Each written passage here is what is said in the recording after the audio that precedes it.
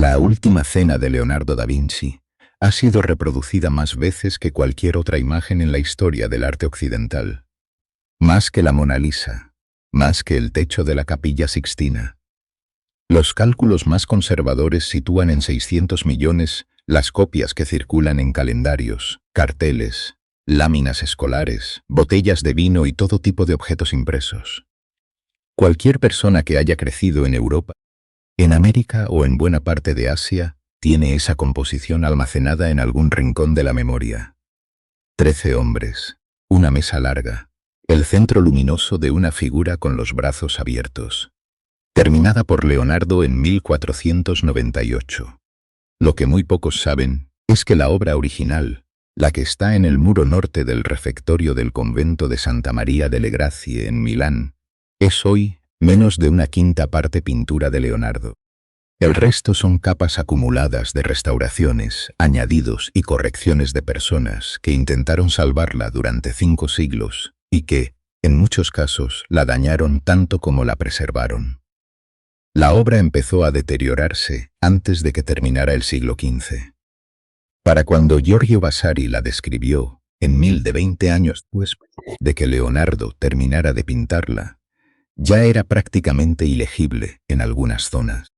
Un cuadro que lleva 500 años muriéndose a cámara lenta y que sigue generando debates que ninguna imagen perfectamente conservada del mismo periodo puede igualar. Eso es solo la capa exterior del problema. Junto a Jesús hay una figura que los historiadores del arte llevan más de un siglo discutiendo sin llegar a ningún acuerdo definitivo. Sobre la mesa hay un pez cuya especie determina si estamos ante un símbolo de fe o de traición, y los restauradores no se ponen de acuerdo en qué especie es. Hay un brazo que sostiene un cuchillo y que anatómicamente no puede atribuirse con certeza a ninguno de los 3 apóstoles que lo rodean. Y en la composición completa hay algo que un músico italiano tardó 30 años en encontrar. Una pieza de 40 compases escondida en las posiciones de las manos de los apóstoles y en los panes distribuidos sobre la mesa, una pieza que solo puede leerse de derecha a izquierda, exactamente como Leonardo escribía en sus cuadernos. Esta es la historia de la Última Cena, pero esta historia no empieza con el muro de Milán, y con la razón por la que el propio material que eligió lo traicionó antes de que nadie pudiera darse cuenta. Leonardo da Vinci nació el 15 de abril de 1452 en Anciano, una aldea junto a Vinci, en la Toscana florentina. Era hijo ilegítimo de un notario llamado Piero da Vinci y de una campesina llamada Caterina. La ilegitimidad en el siglo XV no era infrecuente en los estratos artesanales y mercantiles, pero sí era definitiva en términos de acceso. Cerraba las puertas del estudio formal del derecho y del latín clásico, las profesiones que abrían el camino al poder institucional. Esa exclusión empujó a Leonardo hacia algo que los hijos legítimos de su clase nunca tuvieron que cultivar con tanta urgencia: la observación directa del mundo. Aprendió mirando. A los 15 años entró como aprendiz en el taller de Andrea del Verrocchio, en Florencia. Verrocchio era uno de los artistas más completos de la ciudad: escultor, pintor, orfebre, diseñador de objetos litúrgicos y civiles. Su taller funcionaba como una fábrica de objetos de alta calidad. Los aprendices aprendían haciendo. Preparaban las tablas, mezclaban los pigmentos, limpiaban los pinceles y gradualmente asumían tareas más complejas. Leonardo pasó por todo ese proceso, pero también hacía cosas que ningún otro aprendiz hacía. Diseñaba máquinas en sus cuadernos, asistía a disecciones de cadáveres en hospitales nocturnos para entender la anatomía desde la carne, no desde los esquemas de los libros. Estudiaba el vuelo de los pájaros sobre los tejados de Florencia con la misma atención que dedicaba a los escorzos de las figuras humanas. Sus cuadernos del período florentino mezclan bocetos de engranajes con diagramas de músculos y cálculos sobre el movimiento del agua en un canal. Para Leonardo, todo pertenecía al mismo campo de estudio: el funcionamiento del mundo visible. Fue en ese taller de Verrocchio donde Leonardo participó en la pintura del bautismo de Cristo en torno a 1474 o 1475. Según la tradición recogida por Vasari, Leonardo pintó uno de los ángeles del panel izquierdo, y ese ángel era tan superior al resto de la composición que Verrocchio decidió no volver a tocar un pincel. La historia puede ser apócrifa, pero la diferencia de calidad entre el ángel atribuido a Leonardo y el resto del cuadro es visible todavía hoy en los Uffizi. En 1482, a los 30 años, Leonardo se trasladó a Milán. Llegó a la corte de Ludovico Sforza, el duque que gobernaba la ciudad con una mezcla de mecenazgo cultural y mano dura política, apodado el Moro por su tez oscura. La carta que Leonardo envió a Ludovico antes de presentarse en persona revela mucho sobre cómo pensaba. En esa carta no empezó hablando de pintura, habló de ingeniería militar, su capacidad para diseñar puentes portátiles, máquinas de sitio, cañones de distintos calibres, carros blindados, barcos equipados para el combate naval. Solo al final, casi de pasada, añadió que también podía pintar y esculpir tanto como cualquier otro hombre. Leonardo entendía perfectamente qué necesitaba el poder en ese momento, y le ofreció exactamente eso. Pasó 17 años en Milán. Durante ese periodo pintó La Dama del Armiño, diseñó el monumental proyecto de la estatua ecuestre de Francisco Sforza, que nunca llegó a fundirse en bronce, porque el metal se destinó a cañones cuando el ejército francés de Carlos VIII entró en Italia, y dejó en la ciudad una huella técnica y artística que todavía define parte de su carácter.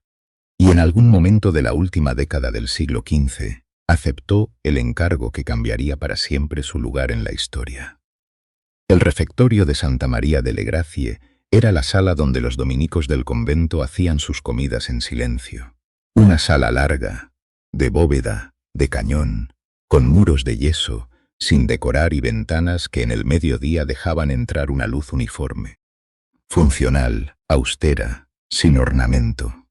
Ludovico Sforza había financiado las reformas arquitectónicas del convento, obra de Donato Bramante, y quería algo en esa pared norte que correspondiera a su generosidad. Una escena de la Última Cena, la misma que Fra Angelico había pintado décadas antes en el convento de San Marcos de Florencia, la misma que Andrea del Castagno había dejado en el refectorio de Santa Polonia. Un encargo canónico, una iconografía establecida, un espacio bien definido. Leonardo lo convirtió en otra cosa. El muro norte del refectorio mide casi 9 metros de alto por 8 metros y 70 centímetros de ancho. Leonardo cubrió ese espacio con una composición de 4 metros y 60 centímetros de alto por 8 metros de ancho, dejando una franja de pared visible por encima que acentúa la sensación de profundidad y altura. El cálculo de las proporciones fue tan preciso que los ingenieros que lo analizaron 4 siglos después encontraron en él correspondencias exactas con los principios matemáticos que Leonardo desarrollaba junto a Fra Luca Pacioli en esos mismos años milaneses. El problema técnico era visible desde el principio. Los refectorios son espacios húmedos. El muro absorbe la humedad del suelo, especialmente en el norte de Italia, donde el nivel freático puede estar alto durante meses. El fresco tradicional exigía pintar directamente sobre el yeso fresco antes de que se estara. El pigmento se fusionaba con la cal en el proceso de secado y se volvía parte de la pared.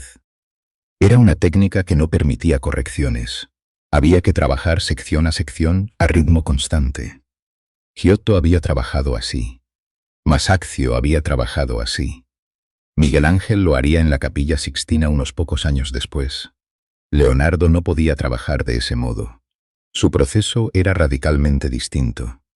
Necesitaba tiempo entre sesión y sesión para pensar, para mirar, para volver a un rostro días después de haberlo comenzado, y añadir un matiz que la primera vez el ojo le había negado. Los testimonios del periodo cuentan que a veces llegaba al amanecer, pasaba horas de pie frente al muro, sin dar una sola pincelada, y se marchaba sin haber tocado el pincel. A veces desaparecía durante días enteros, El prior del convento se quejó a Ludovico Sforza. Y Ludovico, según los relatos de Mateo Bandello, que era sobrino del prior y había presenciado parte del proceso, convocó a Leonardo a dar explicaciones. Leonardo respondió que el problema más difícil que tenía era el rostro de Judas. Necesitaba encontrar en Milán a alguien cuyo rostro pudiera encarnar la traición, y que si no lo encontraba, siempre podía usar el rostro del prior, que también servía a ese propósito. Para resolver el problema técnico, Leonardo experimentó con una mezcla de temple y aceite aplicada sobre un preparado de blanco de plomo y yeso. Pensó que así tendría la flexibilidad que el fresco le negaba. El resultado visual, cuando la obra quedó terminada en torno a 1498, fue de una profundidad y una precisión que el fresco habría hecho imposibles. El resultado práctico tardó menos de 20 años en hacerse visible de una manera que nadie había previsto. La sala del refectorio está construida, desde la composición del mural, para que quien entra perciba las dos habitaciones como una sola. Las vigas del techo pintado convergen en el mismo punto de fuga que las vigas reales. Las ventanas pintadas al fondo responden a la posición de las ventanas reales. Si te sitúas en el centro de la sala y miras el mural a la altura correcta, la ilusión espacial es casi perfecta. Leonardo pintó una prolongación arquitectónica de la sala, donde los dominicos comían, más que una escena depositada sobre un muro. Pero lo que distingue esta obra de todo lo anterior no es la ilusión perspectiva, es la elección del instante. Las representaciones medievales y renacentistas de la Última Cena seguían una convención estable. Jesús al centro, los apóstoles distribuidos a los lados, Judas aislado al otro lado de la mesa o en el extremo opuesto. Una composición estática ordenada que representaba la institución de la Eucaristía como un rito ya consumado. Leonardo eligió otro momento, el descrito en el Evangelio de Juan, capítulo 13, versículo 21. Jesús dice a los 12 que uno de los presentes va a traicionarle. El instante posterior a esas palabras, el momento en que 13 personas que se creían seguras descubren que algo se ha roto dentro del grupo, sin saber todavía dónde. Ningún artista anterior había pintado ese instante. Para pintarlo, Leonardo distribuyó a los apóstoles en 4 grupos de 3, cada uno con su propio registro emocional. A la izquierda, Bartolomé, Jacobo el Menor y Andrés se inclinan hacia el centro con gesto de incredulidad. En el grupo del centro izquierda, Judas, Pedro y Juan forman una composición más tensa. A la derecha de ese grupo, Tomás, Jacobo el Mayor y Felipe miran hacia Jesús con grados distintos de horror. Y en el extremo derecho, Mateo, Tadeo y Simón discuten entre sí, como si no pudieran ponerse de acuerdo en qué hacer con lo que acaban de escuchar. Es una coreografía de la incredulidad. Y en el centro de esa coreografía hay algo que 500 años de interpretación no han terminado de resolver. El personaje sentado inmediatamente a la izquierda de Jesús lleva en el debate académico bastante más tiempo del que los titulares de prensa de 2003 sugieren. Dan Brown publicó El Código Da Vinci ese año, y el libro convirtió la cuestión en algo conocido por cualquier lector de cultura general de la época. Pero los historiadores del arte llevan discutiendo lo mismo desde finales del siglo XIX, y el libro de Brown no añadió ningún argumento que la academia no hubiera ya explorado con mucha mayor precisión. La descripción objetiva de la figura. Cabello largo de color cobrizo, rasgos suaves, piel clara, cuello delicado. Ropa en tonos azul y rojo, con los colores invertidos respecto a los de Jesús. Donde Jesús viste rojo bajo azul, esta figura viste azul bajo rojo. En la pintura del siglo XV, la inversión de colores entre dos figuras era un recurso deliberado para señalar correspondencia o unidad entre ellas. Los textos evangélicos identifican al personaje como Juan, el más joven de los apóstoles, el discípulo amado. Los precedentes iconográficos de Juan representado con rasgos juveniles y suaves son abundantes en la pintura italiana medieval y renacentista. Andrea da Firenze ya lo pintó así en 1348. Esa representación suave de Juan Formaba parte de la iconografía estándar de un apóstol joven, y el ojo moderno puede leerla como femenino, sin que eso implique que Leonardo estuviera diciendo otra cosa. Pero hay un detalle que ninguna explicación ha resuelto completamente. En el Evangelio de Juan, capítulo 13, verso 25, el discípulo amado se inclina hacia Jesús para preguntarle al oído quién es el traidor. Reposa la cabeza sobre su pecho. Si eso es lo que Leonardo estaba ilustrando, ¿por qué el personaje del cuadro está inclinado en la dirección opuesta, con el cuerpo orientado hacia Judas y Pedro alejado de Jesús? Hay una posibilidad que los historiadores del arte han tratado con más cuidado del que los titulares permiten, que Leonardo hubiera construido intencionalmente un personaje con suficiente ambigüedad para que el espectador llegara a su propia conclusión. Que la figura sea una pregunta disfrazada de representación. Esa era una estrategia visual que Leonardo cultivaba en otros cuadros. Imágenes que sostienen varias lecturas al mismo tiempo, sin que ninguna las cierre del todo. La pregunta sobre esa figura sigue abierta. Con Dan Brown o sin él. Si observas los cuerpos de Jesús y de la figura a su izquierda desde una cierta distancia, entre ellos hay un espacio con forma de bumbe. Los dos cuerpos se inclinan en direcciones opuestas, dejando ese hueco triangular en el centro de la composición.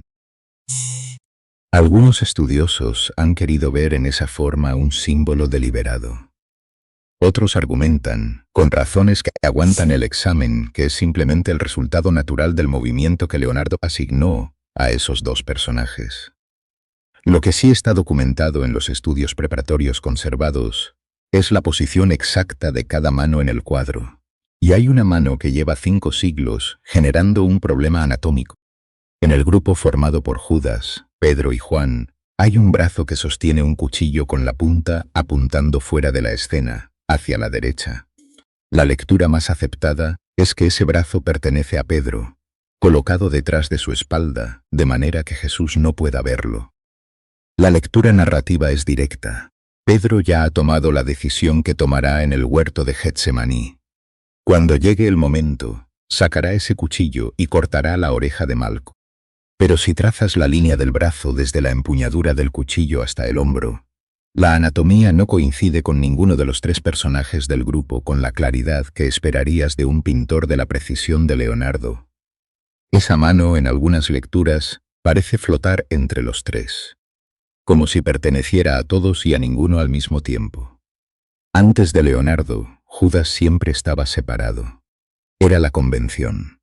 El traidor al otro lado de la mesa, o en el extremo de la composición, sin aureola, con la bolsa de monedas bien visible. El marcador visual de la traición era la distancia. Judas estaba donde todos podían señalarlo sin esfuerzo. Leonardo rompió esa convención de un modo que ningún artista anterior había intentado. En su versión, Judas está mezclado con los demás. Forma parte del grupo. Y esa decisión cambia fundamentalmente lo que el cuadro está diciendo. La traición llega desde dentro, desde alguien que ha compartido la misma mesa durante años y que en ese instante todavía parece ser uno más. La elección tiene una segunda consecuencia que raramente se menciona. Hace que la escena sea moralmente más difícil de leer que las versiones anteriores.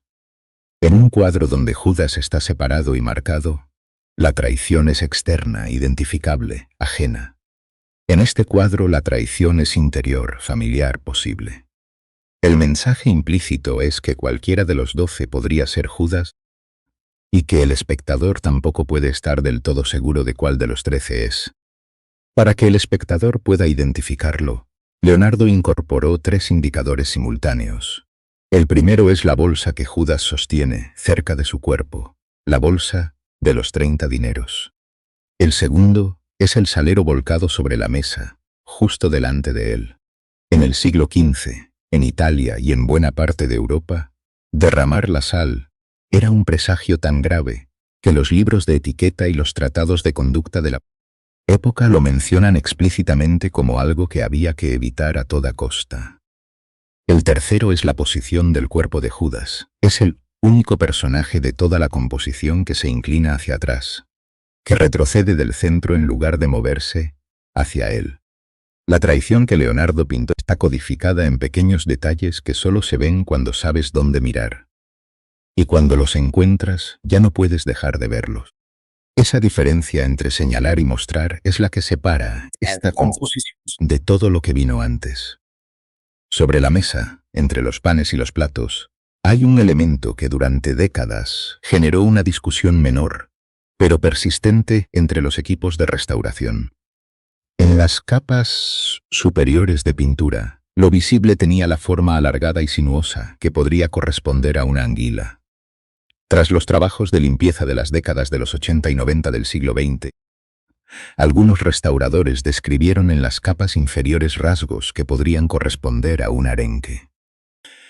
La distinción tiene peso porque en el siglo XV los textos de bestiario medieval y la simbología cristiana asignaban significados distintos a distintos tipos de peces. En los bestiarios medievales, el arenque estaba asociado a la provisión divina y a la fe. La anguila, en cambio, tenía lecturas más oscuras en varios tratados de la época. Era el símbolo de aquello que se escurre entre los dedos, que engaña al que cree tenerlo. Un tipo de pez apuntaba a la fe, el otro apuntaba al engaño. ¿Pintó Leonardo una anguila o un arenque? La respuesta honesta, después de 2 décadas de restauración con medios científicos que en el siglo XV eran inimaginables, es que no lo sabemos con certeza.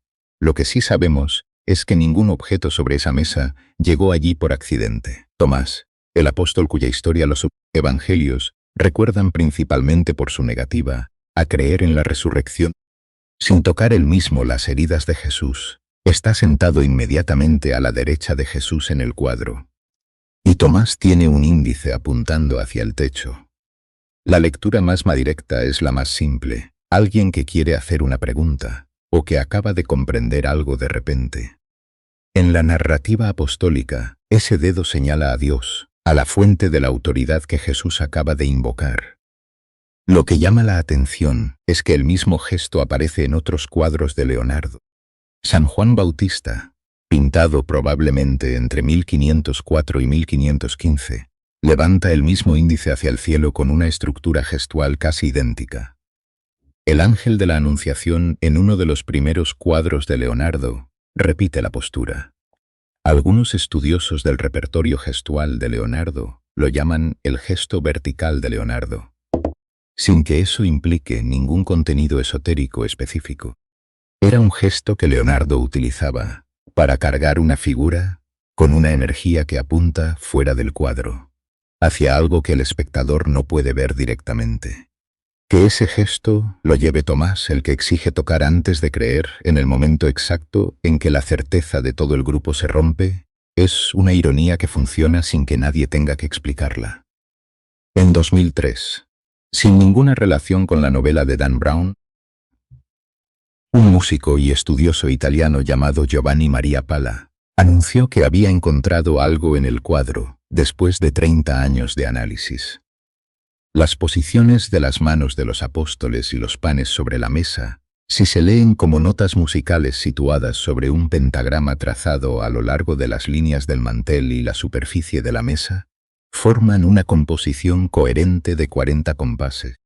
Una composición que solo puede leerse de derecha a izquierda, exactamente como Leonardo escribía en espejo en sus cuadernos. La música resultante tiene un tempo lento, sostenido. Pala la describió como cercana a un requiem.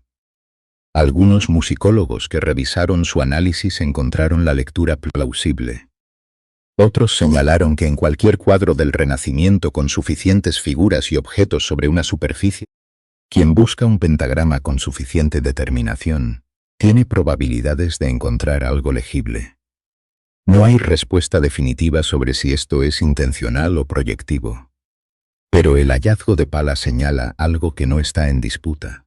La Última Cena genera interpretaciones con una productividad que ninguna otra obra del mismo periodo puede igualar. Y esa capacidad de generar lecturas no es un accidente. Es el resultado de un pintor que construyó ambigüedad donde todos sus predecesores habían construido certeza. Si esta historia te está atrapando, suscríbete. Es lo que me deja seguir desenterrando estas otras. Todo esto, los enigmas, los debates, los libros y los documentales que llevan 100 años circulando en torno a esta obra, ocurre sobre una superficie que empezó a deteriorarse. El problema es de que el siglo XV terminara. El problema, la mezcla de temple y aceite sobrepreparado de blanco de plomo y yeso, no era compatible con la humedad del suelo del refectorio. El fresco tradicional funde el pigmento con la cal de la pared y lo convierte en parte de la estructura misma del muro. Lo que Leonardo aplicó quedó sobre la superficie, adherido pero no integrado. Y la humedad del suelo de Milán, que ningún sistema de control climático posterior ha conseguido neutralizar del todo, comenzó a filtrar desde abajo, casi desde el primer año. 20 años después de que Leonardo terminara la obra, Giorgio Vasari la visitó y la describió como una mancha de colores borrosa, prácticamente ilegible en algunas zonas. Para 1517, la obra que en 1498 había asombrado a los visitantes del convento ya se estaba disolviendo sobre su propio soporte. Lo que vino después fue una cadena de intervenciones que cada generación creyó que salvaría el cuadro y que en muchos casos aceleró su deterioro. En 1652, los frailes del convento abrieron una puerta en el muro inferior de la composición para comunicar el refectorio con la cocina. Esa puerta eliminó la zona central de la parte baja del cuadro y los pies de Jesús, que desde entonces solo existen en las copias del siglo XVI que otros pintores hicieron antes de que la degradación avanzara. En 1726, un pintor llamado Michelangelo Bellotti intervino el cuadro aplicando aceite y barniz, con la intención de fijar lo que quedaba. Fijó también manchas y suciedad que habrían sido mejor dejar sin tocar. En 1770, otro restaurador añadió nuevas capas sobre las de Bellotti. Cuando el ejército de Napoleón entró en Milán en 1796, el refectorio fue transformado en cuartel primero y en almacén después. El polvo y la humedad de esos años penetraron en una superficie que ya llevaba 3 siglos descomponiéndose. En agosto de 1943, los bombardeos aliados sobre Milán destruyeron el techo del refectorio y 3 de sus 4 paredes. El muro norte, el que tenía la pintura, sobrevivió porque el responsable del museo había ordenado cubrirlo con sacos de arena antes de que comenzara la guerra. La exposición a la intemperie durante meses, sin techo ni paredes que protegieran la sala, añadió una capa más de deterioro a una superficie ya extraordinariamente frágil. La primera restauración científica del siglo XX la llevó a cabo Mauro Pellizioli entre 1945 y 1954. Pellizioli consolidó lo que quedaba. Detuvo algunos de los procesos de desprendimiento más graves y estableció una base de trabajo para los que vendrían después. La restauración definitiva, la que cambió radicalmente lo que hoy puede verse en Milán, fue la de Pinin Brambilla, Barcilón, que comenzó en 1977 y no terminó hasta 1999. 22 años de trabajo sobre ese muro con microscopio, bisturí y análisis científicos de cada centímetro cuadrado de superficie. Brambilla eliminó todas las capas que no podía demostrar con evidencia científica que fueran de Leonardo. Algunos críticos argumentaron que había eliminado demasiado, que algunos de esos repintes podían ser retoques del propio pintor en los meses posteriores a la finalización. Ella respondió que su criterio era conservar solo lo que la ciencia podía atribuir al original, y que todo lo demás era acumulación de errores ajenos. El resultado de ese trabajo es lo que existe en Milán hoy.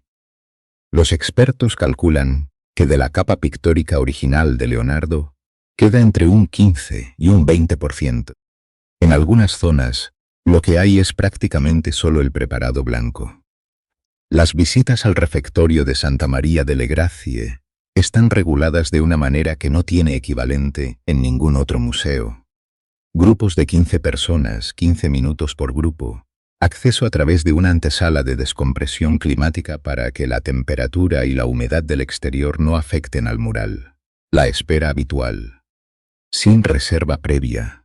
Supera las 2 horas. Esos 15 minutos en la sala son uno de los tiempos más concentrados que ofrece el turismo cultural contemporáneo. La pregunta que merece hacerse, después de todo lo que hemos recorrido, no es cuánto queda del original. Es por qué esta obra, con menos de una quinta parte de la capa pictórica que Leonardo depositó sobre ese muro, sigue siendo capaz de generar debates que los mejores laboratorios de análisis artístico no consiguen cerrar. La respuesta más directa viene de algo que Leonardo eligió desde el principio. El único instante de la narración evangélica que no tiene resolución inmediata. El momento en que Jesús anuncia la traición y ninguno de los 12 sabe todavía quién es el culpable. Cada uno duda. Cada uno interpreta lo que acaba de escuchar desde su propio miedo. Y en ese instante de suspensión, Leonardo colocó todos sus enigmas. La figura sin nombre definitivo. El cuchillo sin dueño anatómico claro. El pez cuya especie cambia el significado. El gesto que apunta a algo fuera del cuadro. La bolsa y el salero que delatan al que ya lo sabe. Esas preguntas son el cuadro. Leonardo construyó cada ambigüedad con la misma deliberación con que calculó cada línea de perspectiva. La última cena sigue funcionando después de 500 años, porque pintó una experiencia que no pertenece al siglo XV ni al mundo cristiano. El instante en que la certeza se rompe dentro de un grupo. El momento en que alguien que creías conocer revela que guardaba algo. La confianza rota desde dentro. Cualquier persona que se siente frente a ese muro, en Milán, puede reconocer ese instante sin que nadie tenga que explicárselo. Puedes volver ahora a esa figura sentada a la izquierda de Jesús. El cabello rojizo, los colores invertidos, el cuerpo inclinado en la dirección equivocada si es el discípulo que el texto dice que es. Llevas este vídeo entero mirándola. Y probablemente sigues sin saber con certeza quién es. Eso es exactamente lo que Leonardo quería. ¿Crees que dejó todas esas ambigüedades de forma intencionada, como parte de una imagen construida para no cerrarse nunca? ¿O que son simplemente el resultado de un proceso creativo tan complejo que ni él mismo tenía control